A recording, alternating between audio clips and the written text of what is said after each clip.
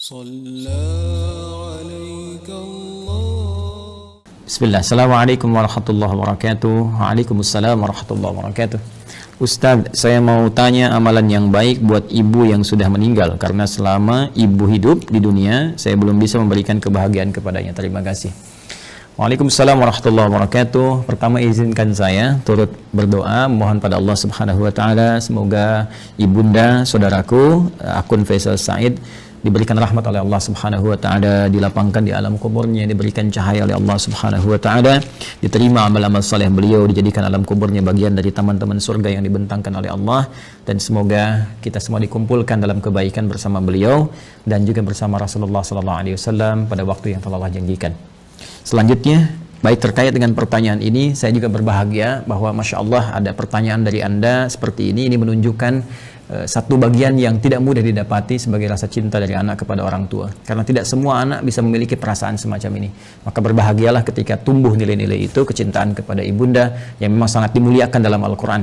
Ya, seorang ibu Masya Allah berapa kali mendapatkan keutamaan dalam Al-Quran, ya, seperti di Quran surah ke-31 misalnya di ayat ke-14, Quran surah ke-46 di ayat ke-15, bagaimana Allah melukiskan perjuangan seorang ibu sampai kita harus berbakti maksimal kepadanya, kan, sampai nanti puncaknya di Quran surah ke-17 ayat 23 ketika Allah menetapkan kita harus berbakti kepada Allah, setelah itu meletakkan bakti kepada kedua orang tua setelah pengabdian kita dan penghambaan kita kepada Allah Subhanahu wa taala. Dan diutamakan lagi ibu disebutkan 3 kali dalam hadis Nabi sallallahu alaihi wasallam ketika ada seorang sahabat bertanya, man abar, kepada siapa saya mesti berbuat baik? Maka Nabi menjawab, ummak, kepada ibumu. Qala thumma man, kemudian kepada siapa? Qala ummak, kepada ibumu. Qala thumma man, kemudian kepada siapa? Qala ummak, ibumu. Baru kemudian yang keempat disebut abak. Ya, bukan berarti dalam konteks ini ayah misalnya tidak punya prioritas, tidak, tapi ini ingin menunjukkan bagaimana keutamaan seorang ibu yang memiliki keistimewaan di hadapan Allah dan Rasulnya. Pun demikian ayah pun nanti punya keutamaan dalam konteks yang terpisah. Dari sini Nabi memberikan bagaimana isyarat kepada para sahabat, ya ridwanullah alaihim jami'an, untuk berbakti kepada ibundanya.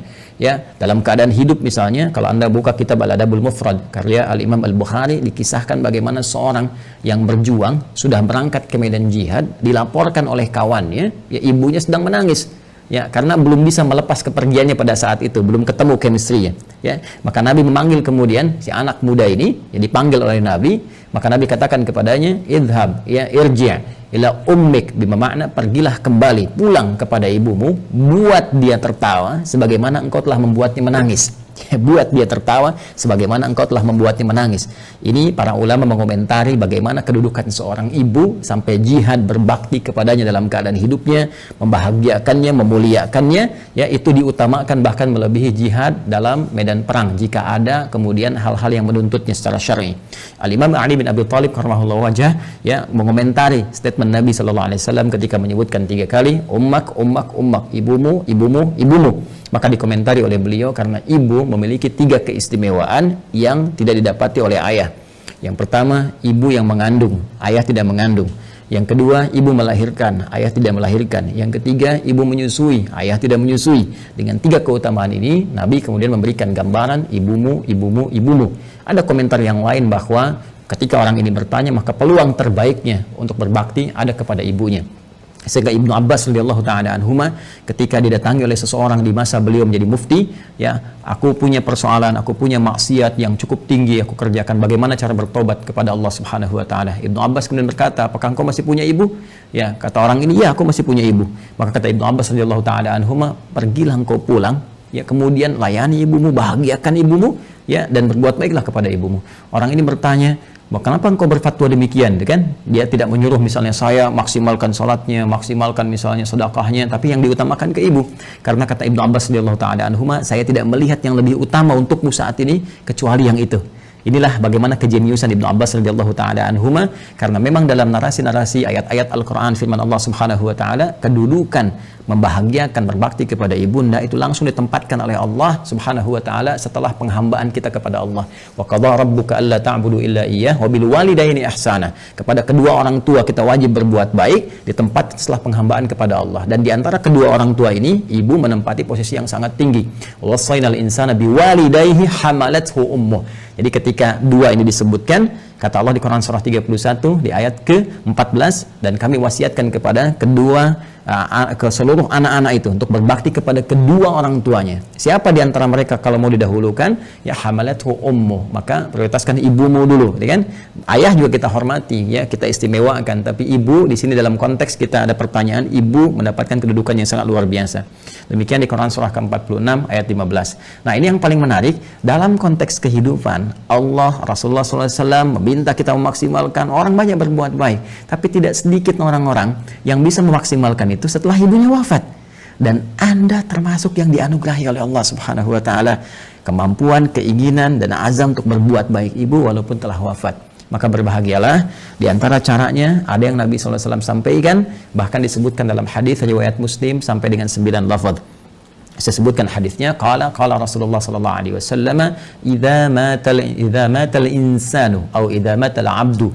Ya, kata Nabi SAW, jika seorang manusia yang biasa beraktivitas. Jadi insan itu, kata insan disebutkan 65 kali dalam Al-Quran, menunjuk pada term manusia dengan totalitas aktivitasnya. Jadi kalau terkait dengan nafsunya, tampilan fisikalnya disebut dengan bashar, 35 kali disebutkan dalam Al-Quran.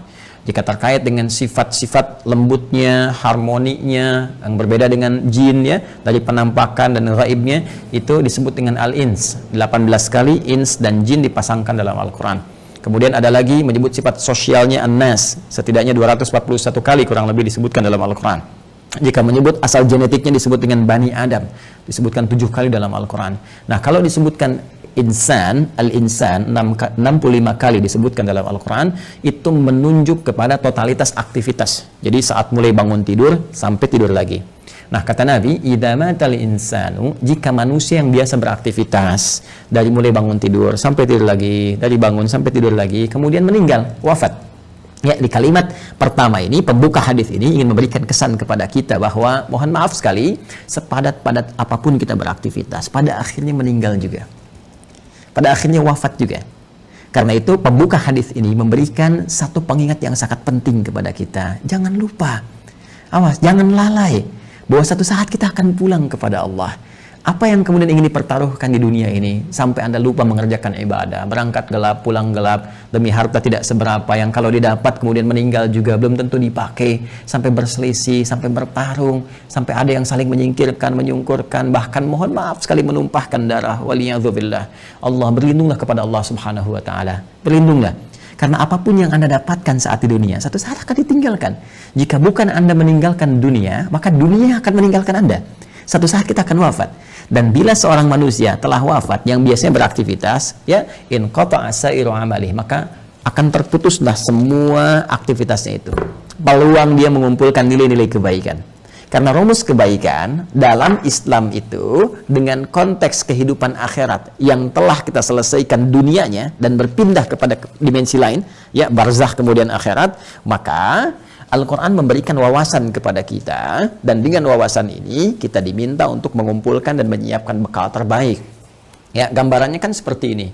Ini kan dunia, ya, yang saat ini kita sedang beraktivitas. Kemudian setelah itu kita pindah ke barzakh, pemisah. Ya. Kemudian akhirnya akhirat. Ini akhirat, ya. Ini yang terakhir. Akhirat. Ini ad-dunya. Kemudian ini barzakh. Bainahuma barzakhul la yabghiyan. Demikian di surat Ar-Rahman, ya.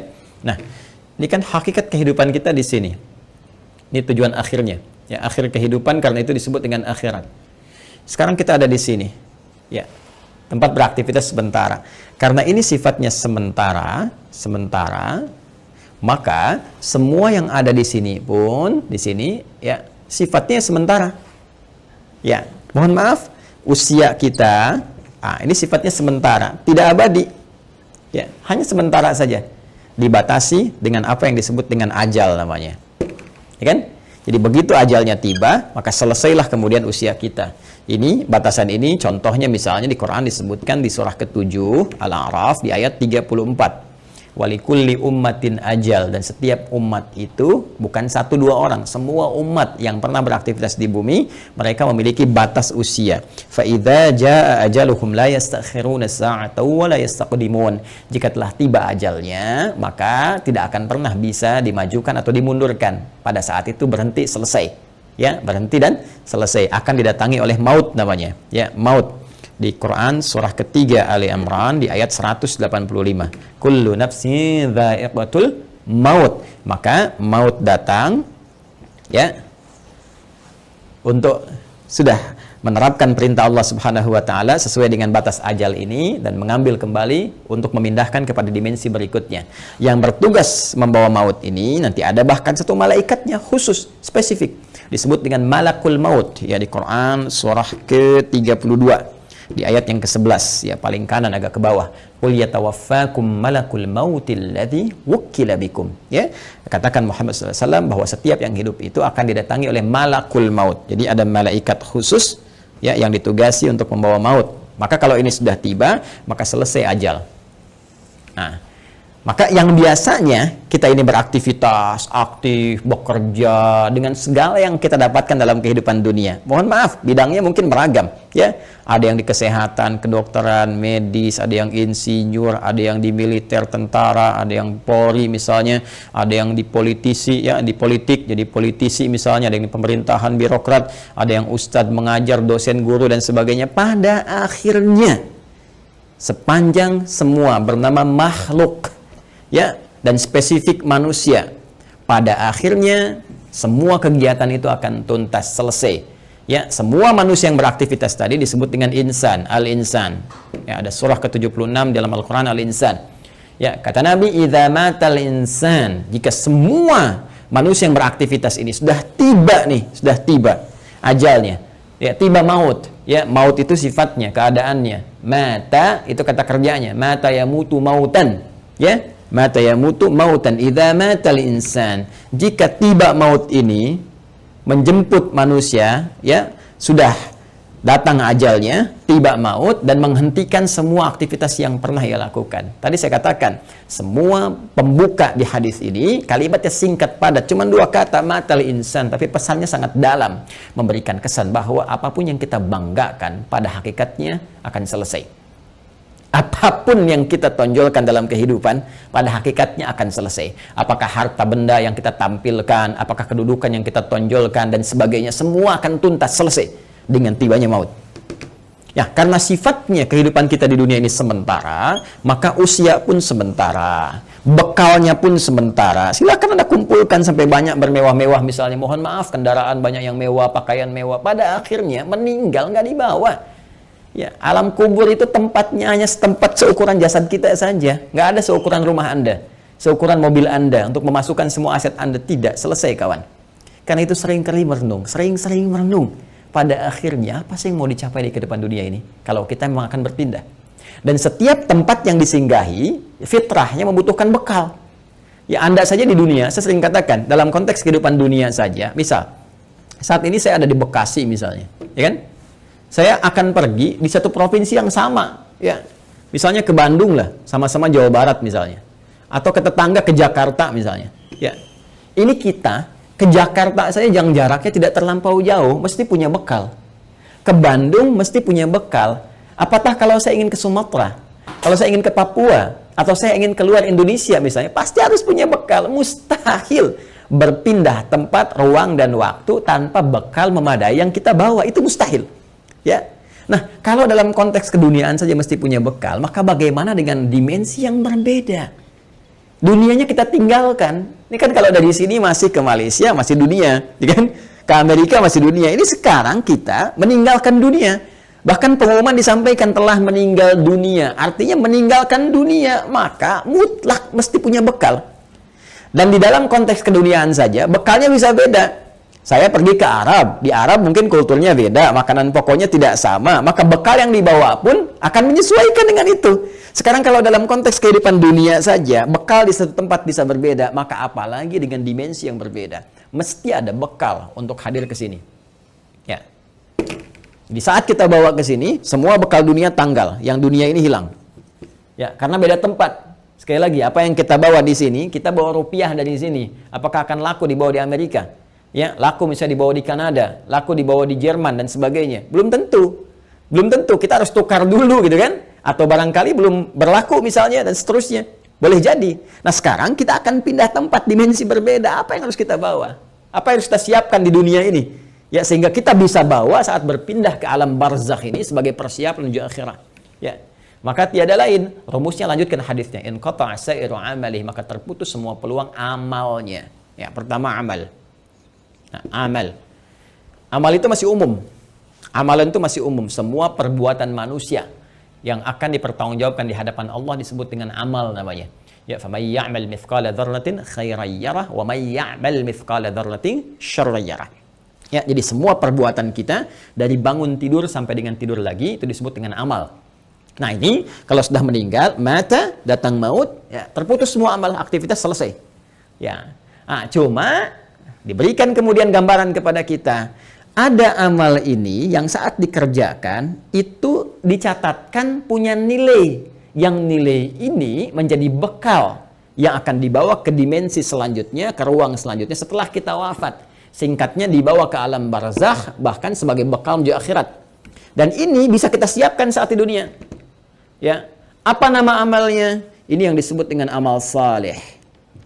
Ya, jamaknya disebut dengan salihat. Amal saleh, jamaknya apa? Salihat. Ya, jadi amal ini ada yang netral, umum, ya kan? Nah, ini amal yang saat dikerjakan punya nilai untuk dibawa pulang menghadap Allah dan dibawa bekalnya ke tempat dimensi berbeda di barzakh sampai dengan ke akhirat disebut dengan saleh. Jamaknya disebut apa? Salihat. Ya. Singkatnya, setiap perbuatan yang dinilai sebagai ibadah oleh syariat. Ya, jadi setiap perbuatan kalau kita kerjakan diniatkan sebagai ibadah, maka itu namanya amal saleh. Jelas ya? Baik, jamaknya disebut dengan apa? Salihat. Ya, muncul Quran surah ke-103 misalnya Allah firmankan, ya, di surat Al-Asr, wal 'asr innal insana lafi khusr illa alladzina amanu wa 'amilus shalihat. Nih, ya, wal 'asr, demi waktu, momentum, ya, yang Allah berikan kepada setiap manusia untuk beraktivitas. Nih, dikasih kesempatan dari pagi kan, bahkan dari bangun tidur sampai tidur lagi silakan beraktivitas. Tapi kalau aktivitasnya cuma mengejar dunia saja, kata Al-Quran berpotensi rugi. Karena saat dia meninggalkan dunia, fakir, dia nggak punya bekal. Ya, ada di antara mereka yang cerdas. Mereka beraktivitas, mengerjakan dunia. Bahkan kaya dalam kehidupan dunianya. Kaya, mobil punya, kendaraan cukup baik, di rumah baik juga, Masya Allah. Tapi yang paling menarik, mereka juga punya persiapan-persiapan akhiratnya. Apa itu? Illalladzina amanu wa amilus shalihat. Ya, kecuali orang-orang yang cerdas, mereka beriman, yakin di antara keimanan mereka, selain iman kepada Allah, iman kepada Rasulullah, mereka pun yakin, iman tanpa ragu, ada kehidupan setelah wafat. Ya, makanya rukun iman kan ada 6. Ya, rukun iman yang kelima kan apa? Iman pada hari akhir. Hari akhir itu implementasinya, yakin kita akan meninggal, yakin akan dihisab. Karena kita yakin kita punya iman, kita siapkan. Itu cara memahaminya. Karena itu orang cerdas menyiapkan setelah wafatnya ada kehidupan. Anda yakin nggak? Kalau Anda nggak beriman, nggak usah komen. Tapi kalau Anda yakin Anda beriman, Anda siapkan. Keyakinan kita memberikan dorongan kepada kita untuk menyiapkan bekal setelah kita wafat. Apa yang mau kita siapkan? Allah saking rahmannya memberikan bocoran kepada kita, bimbingan kepada kita. Nih, siapkan bekal ini. Ini bekal yang cuma satu-satunya dibawa saat kita wafat. Apa itu? Wa amilus shalihat. Ini dia. Amal-amal saleh. Maka jadikan setiap bekal kegiatan kita itu menjadi amal saleh.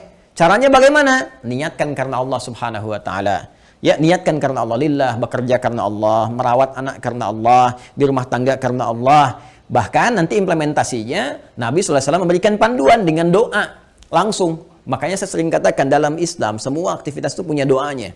Bangun tidur ada doanya, sampai mau tidur lagi ada doanya. Semua aktivitas kita. Tatkala kita pun belum memahami, sertakan kalimat Bismillahirrahmanirrahim. Kullu amrin dzibalin la yubda'u fihi Bismillahirrahmanirrahim fahuwa abtar au a'ta'. Setiap perbuatan baik yang tidak disertakan Bismillahirrahmanirrahim, karena Allah, Bismillah, saya kerjakan ini karena Allah. Ya, kalau Anda tidak sertakan itu, tidak niatkan karena Allah, fahuwa abtar au aqta', maka terputuslah peluang bekal akhiratnya. Kalau Anda kerjakan, misal saya mau nulis nih Bismillahirrahmanirrahim atau singkat Bismillah misalnya kan, saya niatkan karena Allah supaya tulisan ini punya manfaat, supaya tulisan ini punya nilai di hadapan Allah. Maka begitu saya tuliskan, misal ya, ini saya tuliskan bekal dunia amal saleh misalnya. Saya tuliskan karena Allah, lillah, supaya kita bisa pahami ini semua.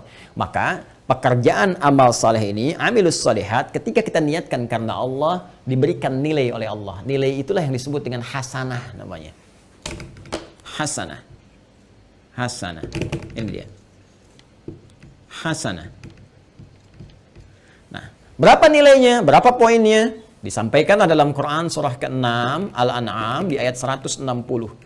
Man jaa'a bil hasanati falahu asyru amthaliha. Siapa yang mengerjakan kebaikan, diniatkan sebagai ibadah karena Allah, menjadi amal saleh, maka dia punya poin hasanah. Setiap satu kebaikannya dicatatkan langsung 10 nilainya. Ini nilai terendahnya, 10. Ya, 10. 10 itu hitungannya bukan 1, 2, 3, 4, tidak. Dalam pandangan Allah berbeda cara menghitungnya. Di hadis Muslim, datang ke masjid saja, dia kan baru datang untuk niat ibadah dapat 25. Satu kedua 500 tahun, dua ketiga 500 tahun, demikian seterusnya. Dan ini poin yang paling kecilnya. Nanti ada kalau infak bisa berapa, gitu kan? Nanti ada kalau baca Al-Quran bisa berapa, lebih banyak, lebih banyak, lebih banyak lagi. Nah, itu yang disebut dengan hasanah. Karena itu sering kita berdoa di Quran surah kedua Al-Baqarah di ayat ke-201. Wa minhum may yaqulu rabbana atina fid dunya hasanah wa fil akhirati hasanah wa qina adzabannar. Dan di antara mereka banyak yang berdoa kepada Allah, ya Allah, mohon bimbing kami untuk mengerjakan semua kegiatan dunia punya nilai akhiratnya hasanah. Dan di akhirat bisa dilihat hasanah itu, ya Allah, sehingga mengantarkan kami pada rahmat-Mu dan memasukkan dengan rahmat itu ke dalam surga-Mu, ya, berjumpa dengan Rasulullah sallallahu alaihi wasallam. Amin, kan? Nah, kalau seorang meninggal terputus semua peluang ini. Ya, jadi nggak bisa mengerjakan hasanah lagi. Tapi ada rahasia.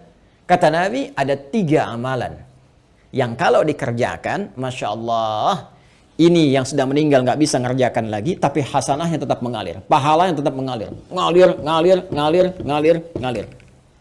Dan di antara yang 3 itu Nabi menyebutkan, perhatikan kalimatnya, idza matal insanu aw idza matal 'abdu inqata'a sa'iru 'amali illa min 3, ya, atau illa min 3. 1, shadaqatin jariyah. Sedekah jariyah. Ya.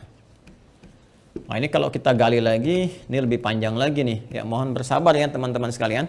Ya, sedekah itu adalah setiap kebaikan yang mampu kita kerjakan. Kullu ma'rufin sedekah. Semua jenis kebaikan yang mampu kita kerjakan. Nah, sedekah dibagi pada 2 bagian. Bagian yang pertama yang tidak mengalirkan pahala abadi untuk kita. Maksudnya kalau kita wafat selesai. Yang kedua, kalaupun kita wafat, pahalanya tetap mengalir.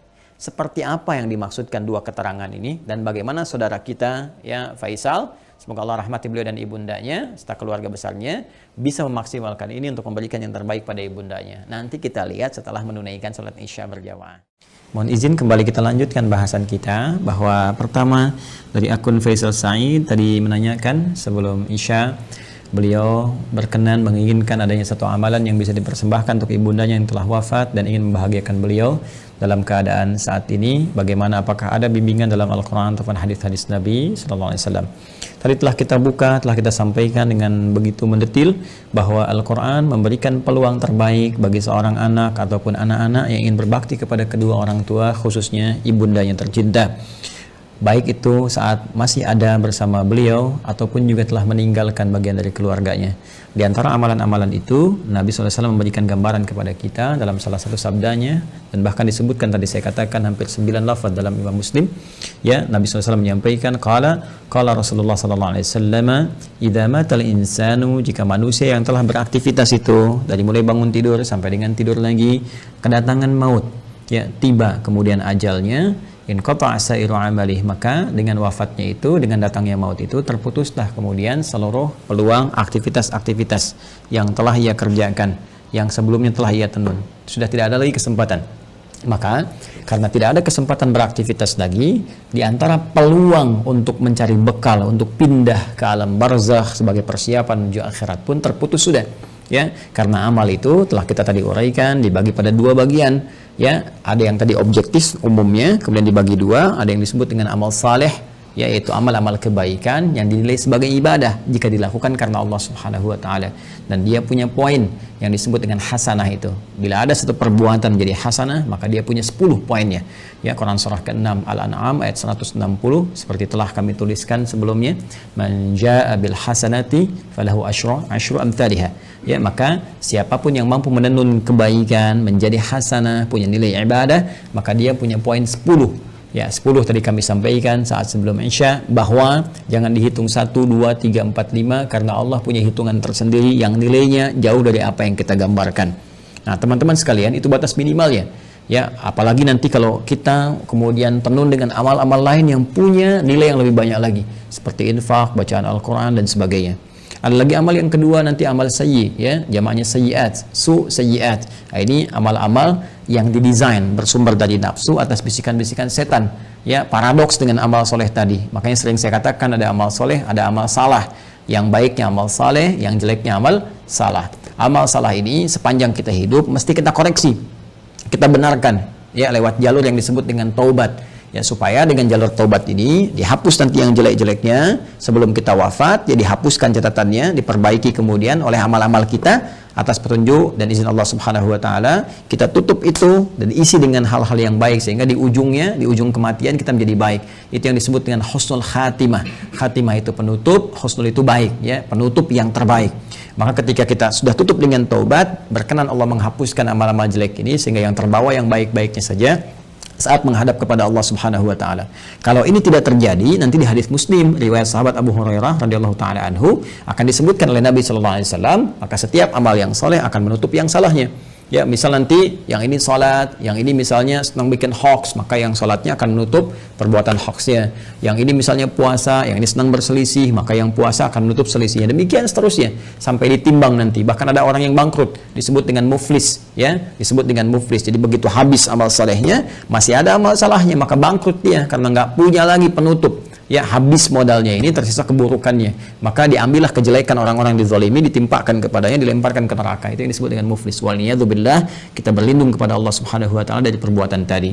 Nah, sekarang ada orang yang telah wafat, nggak bisa mengerjakan amalan lagi, tapi apakah dia berpeluang masih mendapatkan baik balasan-balasan pahala, ya, transfer pahala kebaikan? Karena kalau sudah di alam barzah, kita nggak bisa kirim makanan, kita nggak bisa misalnya kirim perhiasan, kita nggak bisa kirim kebutuhan dunia karena dimensinya beda, ruangnya sudah lain, alamnya sudah berbeda.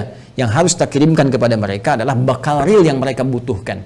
Nah, kata Nabi, ada 3 peluang yang mungkin didapatkan oleh mereka yang telah wafat, ya, walaupun mereka telah meninggal dunia dan tidak beramal lagi. Yang pertama tadi telah kita singgung, sedekah jariyah. Ya, sedekatin jariyah, yaitu amal-amal kebaikan yang pahalanya tetap mengalir. Ya, saya ulang, amal-amal kebaikan yang pahalanya tetap mengalir. Jadi, pertama, teman-teman, sedekah ini adalah gambaran dari semua perbuatan-perbuatan baik. Ya, dalam fikih disebut dengan kullu ma'rufin sedekah. Semua perbuatan baik yang mampu dikerjakan itu disebut dengan sedekah. Karena itu zakat dalam Al-Qur'an disebut juga dengan sedekah. Ya, khudz min amwalihim sedekah. Ambil dari zakat yang telah masuk, ya, nisabnya, haulnya, ambil itu, ya, sebagai bagian dari perbuatan baik. Sedekah yang membuktikan kebenaran iman. Jadi sedekah itu bisa diartikan pembuktian kebenaran, sesuatu yang baik, sesuatu yang jujur, dan nilai-nilai kemuliaan. Itu diantara makna sedekah. Karena itu kenapa perbuatan baik disebut dengan sedekah? Ini pertama pembuktian dari keimanannya. Jadi iman itu implementasinya kebaikan-kebaikan. Untuk membuktikan kita beriman, maka diminta oleh Allah kepada kita semua membuktikan lewat amalan baik. Karena itu lisan diminta berkata baik, tangan bekerja baik, kaki melangkah pada yang baik. Itu pembuktian iman. Karena itu orang beriman mustahil berbuat yang tidak baik. Karena itu kata Nabi, la yasrikul mu'min, indama yasrik fahuwa mu'min. Mustahil orang beriman itu korupsi, orang beriman itu mencuri. Ketika mencuri ada iman dalam dirinya. Maksudnya Nabi mempertanyakan, imannya kemana sampai bisa mencuri? Imannya kemana sampai bisa berbuat maksiat, ya kan? Jadi iman itu akan mendorong kita berbuat baik. Karena itu semua perbuatan baik disebut dengan apa? Sedekah. Nah, perbuatan baik yang disebut dengan sedekah ini dibagi 2 bagian. Ya, dibagi 2 bagian. Ada yang disebut dengan sedekah tsabitah. Ya, saya hapus dulu ini. Sedekah tsabitah. Dia sedekatun, sedekah. Ada yang disebut dengan tsabitah. Ya, tsabitah itu sudah yang tetap berhenti, gitu kan? Atau waqifah, berhenti sampai di situ. Ya, berhenti saja sampai di kehidupan dunianya. Maksudnya apa? Saat dia beramal di dunia, saat hidup dituliskan pahalanya. Tapi ketika wafat selesai, waqifah, tabitah, berhenti sampai di situ saja. Dalam konteks kehidupan dunia saja. Saat dia beramal. Jadi saat dia hidup di dunia, kemudian misalnya dia salat nih. Ya, si A misalnya salat. Kemudian dia ketika menunaikan salat kan dituliskan pahalanya. Ya, ketika ikhlas tunaikan tuliskan pahala. Misalnya dapat pahala sekian kan.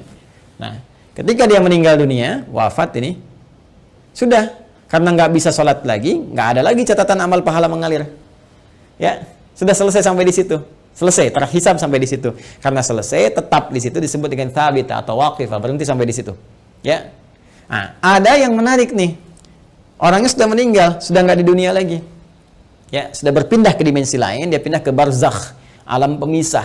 Ya, disebut dengan alam kubur. Terpisah dia dengan dunia tapi belum sampai ke akhirat. Ya, alam pemisah antara dunia dengan akhirat disebut dengan barzakh. Ya. Baik, ketika berpindah kepada barzakh ini nggak ada peluang amal lagi. Tapi yang menarik, walaupun dia nggak mengerjakan amalannya, pahalanya tetap mengalir. Nah, mengalir dalam bahasa Arab disebut dengan jara yajri, jarian wa jariyatan. Ya, maka karena ini sifatnya ada muannats-nya disebut dengan jariyah. Jariyah. Ya. Baik. Ini apa namanya? Sifat dan mausuf ya, disifati sedekah, ya sedekah, perbuatan-perbuatan baik jariyah yang pahalanya terus ngalir. Ngalir sampai kehidupan berakhir. Ya, sampai hari perhitungan tiba, kiamat terjadi, ya perhitungan pahala, baru kemudian di situ hitungan dikumpulkan keseluruhan disebut dengan hisab. Ya, disebut dengan apa? Hisab. Jadi sepanjang kiamatnya belum terjadi, kemudian belum terputus kehidupan dunia keseluruhannya, maka terus saja ngalir di pahalanya, ngalir, kumpul, masya Allah, walaupun orangnya telah meninggal dunia. Nah, ini sedekah jariyah ini punya dua sumber. Ya. Untuk mempercepat, punya dua sumber. Sumber pertama adalah kebiasaan amal soleh yang dikerjakan oleh orang yang meninggal tadi sebelum dia wafat. Jadi sebelum dia wafat, dia punya kebiasaan beramal. Ya, yang amalan ini setelah dia wafat pun masih ada tuh. Ya, merambat peluang amalannya sehingga pahalanya terus mengalir kepada yang bersangkutan. Apa di antara contohnya misalnya? Contoh misalnya yang bersangkutan sebelum meninggal dunia pernah misalnya menyumbang untuk kepentingan di masjid. Masya Allah misalnya sedang ada perbaikan masjid, kan? Lalu disumbangkanlah untuk bikin keran wudhu misalnya. Masya Allah, walaupun orang yang meninggal, keran wudhunya masih ada, dipakai orang. Setiap dipakai, mengalir, pahala terus mengalir. Sepanjang itu ada. Karpet masjid misalnya kan disumbangkan, dipakai terus, walaupun orang yang meninggal, tetap pahalanya mengalir. Ngalir. Masya Allah. Pesantren, pembangunan, tadi ada beberapa informasi yang saya sampaikan terkait update, nanti di akhir saya tegaskan kembali ya. Masya Allah misalnya bikin pesantren untuk ahli Al-Quran, bahkan misalnya ada mushafnya ya, kan kita buka juga tuh wakaf untuk mushafnya, untuk perangkat hafalan, itu Masya Allah setiap yang menghafal dapat pahalanya. Makanya saya sering katakan kalau beramal kita mesti cerdas, dengan modal sekecil-kecilnya dapat keuntungan sebanyak-banyaknya ya. Contoh misalnya kita punya uang 50.000 nih, kita bisa punya banyak pilihan untuk beramal saleh. Tapi kalau kita bisa gunakan 50.000 misalnya untuk sedekah jariyah, saya punya pos uang misalnya 50.000 nih. Saya pengen jadi pahala di hadapan Allah. Mana yang akan saya gunakan? Maka Anda bisa melihat dengan bijak. Anda mau pilih mana yang thabitah, waqifah, berhenti sampai di situ. Misal Anda berikan makanan, kasih misalnya orang butuh untuk makan supaya energi dia ada. Dia makan tuh, dari energi itu dia pakai untuk sholat misalnya. Ya, dia akan gunakan untuk sholat seketika ketika energinya selesai pahala Anda. Kan? Anda gunakan beli mushaf, misal dapat 2, Anda berikan ke penghafal Quran. Masya Allah, penghafal Quran menghafal Quran menggunakan mushaf Anda. Demi Allah saya katakan, penghafal Quran itu nggak ada yang baca sekali. Ya, Alif Lam Mim, Dzalikal kitabu, bukan menghafal. La raiba fi, dzalikal kitabu la raiba fi, hudal lil muttaqin, dzalikal kitabu la raiba fi, hudal lil muttaqin. Saya mau tanya pada Anda, berapa kali dia mengulang? Berapa kali dia mengulang-ulang? Dan yang paling dahsyatnya, bukankah bacaan Al-Quran itu dinilai berdasarkan hurufnya, bukan ayatnya, bukan jumlah ayatnya tapi jumlah hurufnya. Man qara'a harfan min kitabillahi falahu 10 hasanat. Siapa yang membaca satu huruf saja dari kitab Allah, dia mendapatkan setiap hurufnya 10 kebaikan. Dan berapa banyak pengulangan disebutkan oleh penghafal Al-Quran. Jadi dengan modal 50.000 itu berapa banyak pahala dapatkan. Nah, kadar Allah, si A ini misalnya dapat 2 orang nih, si A dengan si B sudah hafal dia dua-duanya. Dipakai jadi imam, Masya Allah, ngajarkan lagi, ini merambat lagi. Mushafnya masih ada, diwariskan lagi pada orang lain. Allahu Akbar, lahir dari sini misalnya 10 santri, sini 10 santri, ini punya murid lagi, modal cuma 50.000, berapa yang didapatkan? Maka dari itu cerdas-cerdas saat hidup mencari apa yang kira-kira bisa mendapatkan jariah di sini. Ya, tidak harus dengan harta, bisa dengan tenaga. Makanya kalau ada misalnya ya kegiatan di masjid, ikut di situ kan, dengan tenaga kita atau dengan sebatas yang kita mampu dan sebagainya ya, apa yang bisa kita lakukan? Ini jariah. Nah, ada lagi kondisi orangnya misalnya sudah tidak ada. Ya, ini bisa dikerjakan oleh siapa? Oleh anak misalnya. Ya, anak. Apa yang dilakukan oleh anak? Seperti tadi. Ya, misalnya dia membelikan mushaf, dikirimkan misalnya kepada siapa? Ya, kepada para penghafal Quran. Niatkan itu untuk misalnya diarahkan kepentingan ibundanya. Tadi seperti yang tadi disampaikan. Ya Allah, saya berniat dengan wakaf mushaf ini atas nama ibunda saya. Itu boleh dilakukan. Sah dikerjakan. Boleh-boleh saja. Silakan. Ya, Anda punya berapa? 50.000, 100.000, niatkan. Ya Allah, saya mau bantu untuk pesantren, saya niatkan untuk ibu saya. Sah. Boleh, kirimkan itu. Ya, kirimkan. Sampaikan. Boleh dengan itu semua Anda lakukan. Dan Masya Allah ketika itu dikerjakan, ada sesuatu yang akan terjadi, sesuatu yang berbeda. Ya, tapi juga ingat, tetap kita jaga dalam koridor amalan, amal solehnya. Nggak usah misalnya ditambahin apapun. Kalau saya sih sarankan, kalau Anda misalnya mau mushaf, sudah cukupkan dengan niat saja. Ya, dengan niat dalam hati kita bahwa ini kita niatkan untuk kepentingan ibunda saya. Ya, ini Anda nggak harus cantumkan misalnya, ya taruh foto misalnya atau taruh ini, taruh itu nggak diperlukan menurut saya. Ya, walaupun mungkin ada pandangan berbeda, kita hormati. Tapi bagi saya pribadi, cukupkanlah seperti itu apa adanya. Sehingga dengan orang-orang membaca pun akan tercukupkan bagi pahala itu mengalir dengan izin Allah Subhanahu wa Ta'ala. Ya. Allah Ta'ala alam bisawab. Ini bagian yang pertama, sedekah jariyah. Satu. Ya. Kemudian yang kedua, teman-teman sekalian, bisa dalam bentuk ya ilmin yuntafa'u bihi, ilmu yang bermanfaat. Ya, ini juga bisa dikerjakan dari orang yang hidup, misalnya pernah mengajar, gitu kan? Makanya saya sering katakan, mohon izin sekali, anak-anak itu kalau dia dari kecil tuh, orang tua mengajarkan. Ya, ajak misalnya sampingnya sholat, ajarkan. Al-Fatihahnya kalau bisa dari orang tuanya, ayah atau ibundanya. Karena akan dibawa terus sholat. Ya, dibawa sholat. Ketika bisa dari orang tuanya, dipakai terus sholat, itu mengalir tuh setiap anak sholat dapat bagian pahala. Ilmin yuntafa'u bihi, ilmu yang bermanfaat. Ya, bukankah orang tua banyak mengajarkan kebaikan? Pakai. Ya, dan yang ketiga, teman-teman sekalian, nah ini waladin salihin yad'u lahu, anak saleh yang banyak mendoakan kedua orang tuanya. Maka kalau tadi misalnya akun Faisal, saudara kita ingin berbuat baik, di antara 3 pilihan ini yang pertama bisa dilakukan, ya kan? Yang kedua bisa dipraktikkan, yang ketiga jadilah Anda pribadi yang soleh. Ya, jangan banyak larut dalam kesedihan. Manfaatnya nggak ada gitu kan.